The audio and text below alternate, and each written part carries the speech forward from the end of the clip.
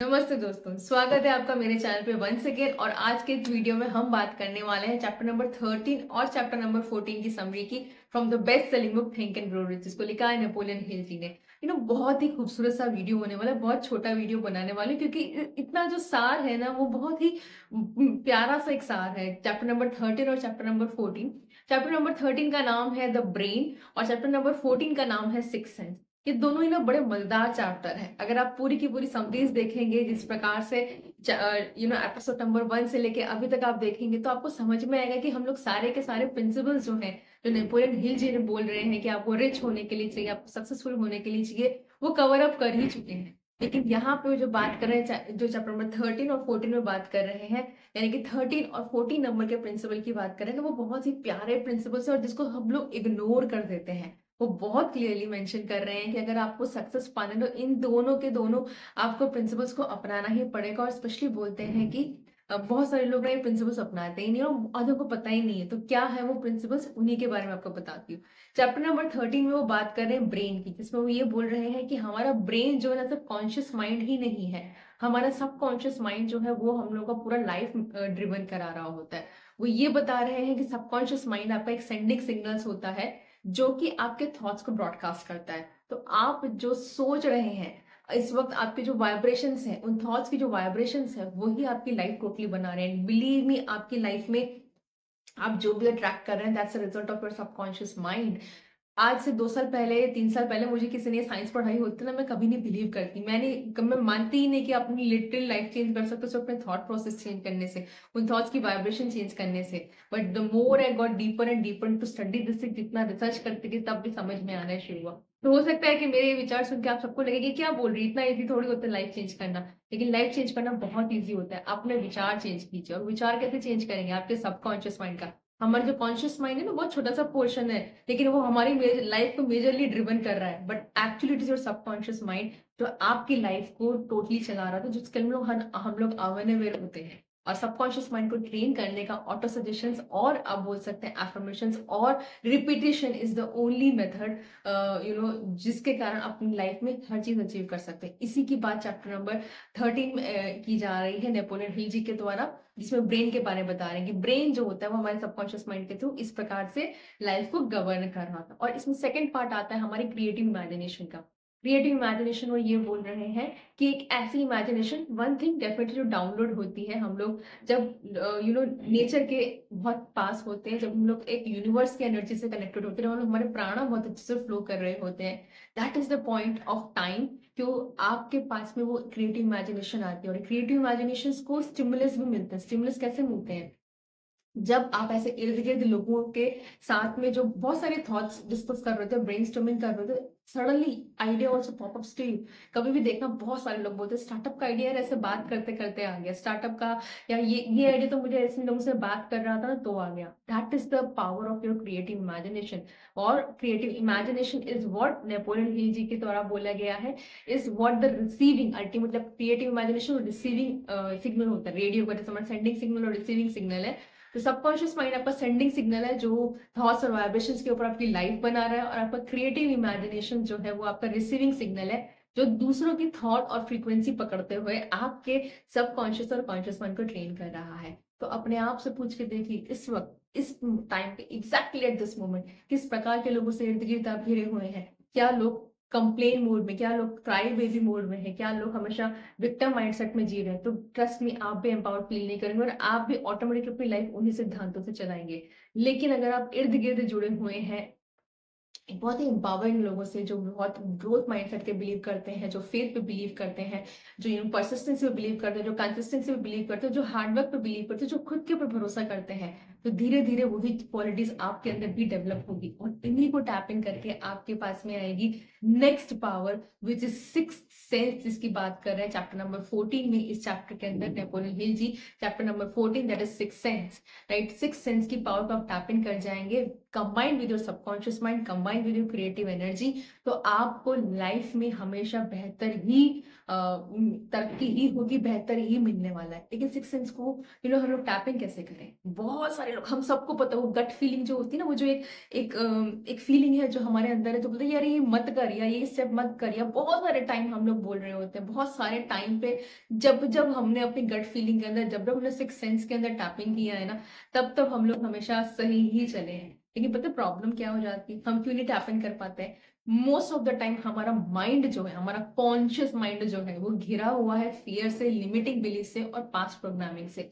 ये fear, limiting beliefs और past programming ही है जो हमारे हमारे कॉन्शियस माइंड को कॉन्स्टेंटली न्यूरॉन्स को फायर करके करके करके हमारे सिक्स सेंस की जो पावर है ना, उसको रोक देती है। कभी भी देखना, जो लोग फ्यूचर फोरकास्ट करते हैं ना, और I am not talking about रोजमर्रा का फ्यूचर, छोटा मोटा फ्यूचर की बात नहीं कर रही हूँ, जो लोग वर्ल्ड की चीजें बता रहे होते हैं, जो लोग लिटरली बता रहे हैं कि इस टाइम पे ये होगा या उस टाइम पे वो होगा, वर्ल्ड के इवोल्यूशन पॉइंट ऑफ व्यू से, वो लोग अपने सिक्स सेंस में बहुत टैप कर लेते हैं। हमेशा देखिएगा, जितने भी आर्टिस्ट हो, जितने भी सिंगर हो, जितने भी कलाकार हो हैं, या जितने भी लोगों ने बहुत लाइफ के बड़े बड़े डिसीजंस लिए ना कहीं से वो लोग ये बोलेंगे कि उनके पास इमेजिनेशन आई थी, किसी ने तो उनको एक फोर्स थी जिसने उनको बोला था कि आप ये कदम उठाइए ही उठाइए। With respect to me, I started my YouTube channel 2 years back. It is a very strong force with me also. तब मैं रेगुलर नहीं थी, लेकिन एक फोर्स है हमेशा जो अंदर मेरे साथ भी काम करी कि I should come and make YouTube videos, I should share my knowledge with all of you, because वो फोर्स मुझे भी रेस्ट नहीं करने देती है।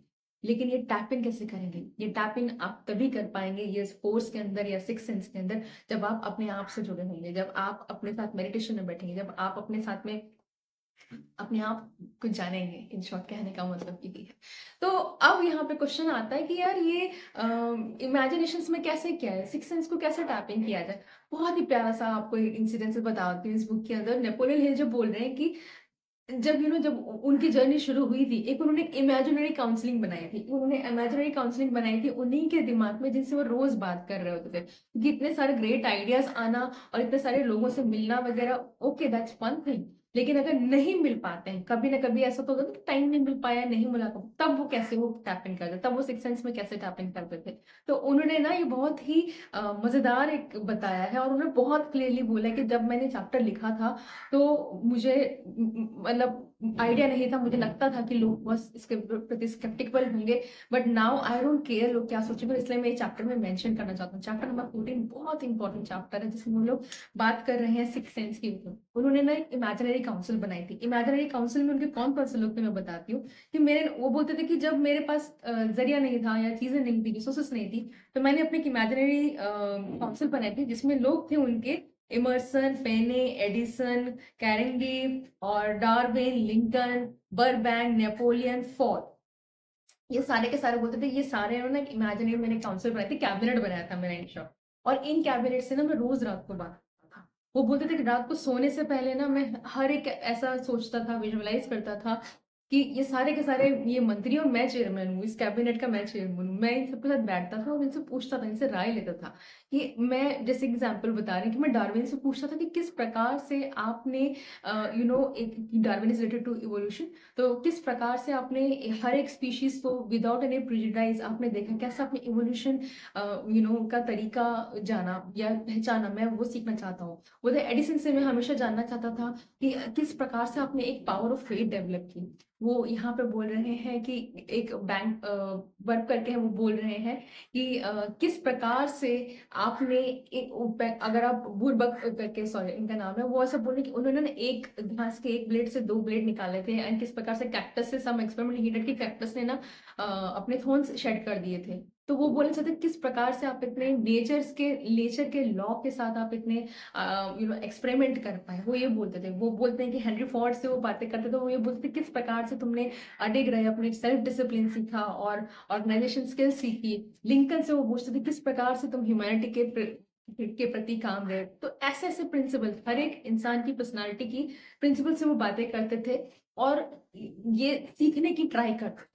वो ये बोलते थे कि मैं हर रोज रात को सोचता था कि ऐसी मीटिंग बुलाता था, और मेरी जो भी प्रॉब्लम होती थी मैं इस लेवल पे कि मैं अगर एक मेंटल से रिलेटेड कोई इशू है तो मैं इसको कैसे सॉल्व करूंगा, तो लिंकन जी क्या जवाब देंगे, एडिसन जी क्या जवाब देंगे, एंड डिपेंडिंग ऑन उनकी जो प्रॉब्लम्स होती थी वो उनसे डिस्कशन करते थे। And that's called imagine A cabinet counselling meeting he is describing in chapter number 14 six sense में। वो उनको आंसर्स वहां से आते थे। बोलते एक बार की बात ऐसी थी कि लिंकन जी ने उनको बोला था कि वो उनके बाजू में, बेड के बाजू में खड़े हैं और वो ये बोल रहे हैं कि वर्ल्ड को उनके काम की बहुत ज़रूरत है, बहुत सारा रिसेशन आने वाला है, लोग बहुत अपनी नौकरियां खोने वाले हैं, and that is the time आपकी जो फिलोसफी है या आपकी जो बुक है वो बहुत काम, मतलब आपका जो नजरिया है लाइफ को देखने का वो काम आएगा, तो start writing the book. And that's where he is talking about 1937 जब वर्ल्ड ग्रेट रिसेशन आए थे, और that's where he started writing his book.